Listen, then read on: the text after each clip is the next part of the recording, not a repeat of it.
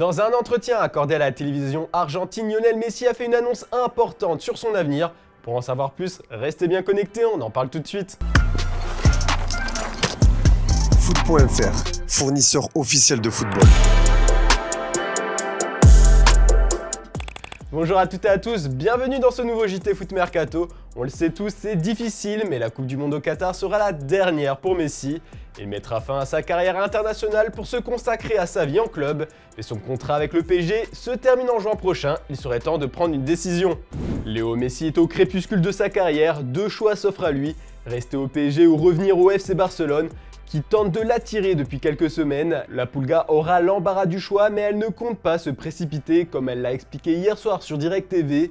Cela dépendra de ce que je ressens personnellement et surtout physiquement. Après cette Coupe du Monde, nous verrons ce qui peut arriver au niveau de la carrière. J'ai déjà la chance de pouvoir être dans cette Coupe du Monde à 35 ans. Il faut être réaliste, je me sens très bien physiquement, mieux que l'an dernier, mentalement, physiquement, après avoir passé le Covid. Le PSG peut interpréter cela comme une bonne nouvelle, encore faut-il se montrer convaincant. Le club de la capitale aurait déjà pris les devants en lui proposant d'ores et déjà de rester une année de plus une année en option, aux mêmes conditions salariales, soit environ 30 millions d'euros par an. Tout ça nous amène à vous poser la question du jour, un classique. Est-ce que Lionel Messi doit rester au PSG ou retourner au Barça? On attend vos arguments en commentaire. D'ailleurs, on vous a demandé hier si son rival Cristiano Ronaldo mérite son énorme sanction. Pour une grande majorité d'entre vous, Manchester United lui manque de respect. Cette situation est inacceptable et casse sa préparation pour la Coupe du Monde. Et en plus, dans notre focus du jour, on va parler du futur de CR7. Le quintuple Ballon d'Or veut quitter Old Trafford, son départ est inévitable et de nombreux clubs pourraient l'accueillir. Comme on vous l'a expliqué hier, recruter Cristiano Ronaldo, c'est la priorité de Todd Boehly, le propriétaire de Chelsea. Il veut une star mondiale sur le front de l'attaque des Blues, mais la concurrence sera rude car Jorge Mendes, l'agent du Portugais, va relancer tous les contacts qu'il a eus cet été. Parmi les clubs contactés figuraient l'AC Milan et Naples. Les deux pistes étaient rapidement refroidies, puis de nombreuses rumeurs envoyaient la star de 37 ans du côté de l'Atlético de Madrid. Mais Diego Simeone, coach des Colchoneros, a une nouvelle fois bien fait comprendre que son transfert est impossible. Ronaldo est une référence absolue pour le Real Madrid et je ne verrai pas Palermo jouer pour River, pas plus que je ne verrai Riquelme ou Ortega jouer pour Boca. Il y a des situations qui sont très claires, affirme le technicien argentin. La piste Bayern Munich peut être relancée. Dans un entretien accordé à Bild, Oliver Kahn a avoué avoir discuté avec les représentants du Portugais. Malheureusement pour lui, ils ont préféré s'offrir les services de Sadio Mané. Puis il est toujours possible qu'il fasse son grand retour au Sporting, son club formateur. Mais bon, le club lisboète n'a pas vraiment les moyens de payer son énorme salaire et il faudrait que les Portugais se qualifient en phase finale de la Ligue des Champions.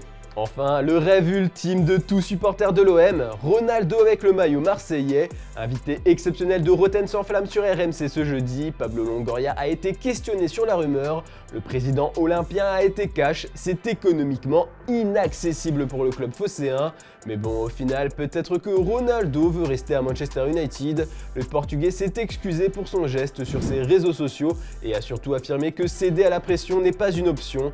Ça n'a jamais été le cas, c'est Manchester United et unis, nous devons rester debout. Bientôt, nous serons de nouveau ensemble, a-t-il écrit sur Instagram.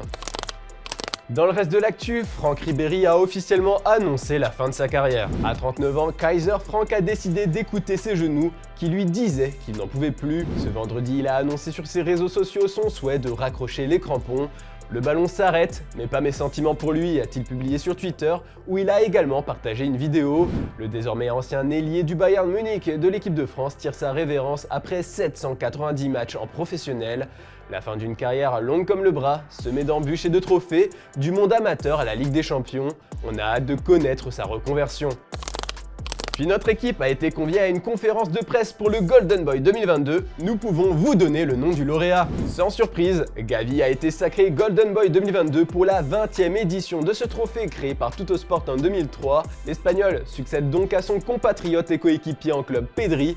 Le joueur a exprimé dans une courte vidéo sa fierté d'avoir remporté ce trophée, qu'il pourra célébrer comme il se doit le 7 novembre prochain à Turin. Bon, on va se quitter. Comme d'habitude avec l'image du jour, le Barça a été gâté pendant la cérémonie du Ballon d'Or. Alexia Putellas a reçu son deuxième Ballon d'Or, Gavi a remporté le trophée Copa et Robert Lewandowski a une nouvelle fois soulevé le trophée Gerd Müller. Les trois stars ont fait un tour d'honneur au Camp Nou hier soir. Je vous laisse mater ça et à dimanche pour un nouveau JT Foot Mercato. Bonne journée à toutes et à tous.